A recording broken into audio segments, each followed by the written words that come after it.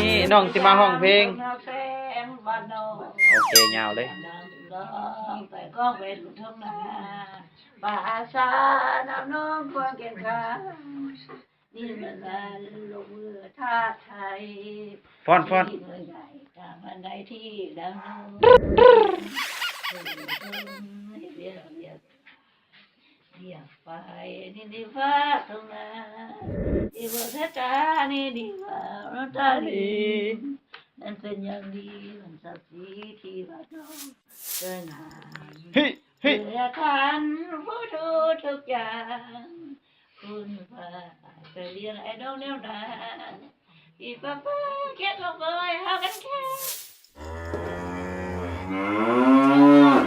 นี่ว่านี่ชอบมือ ตัดโอเค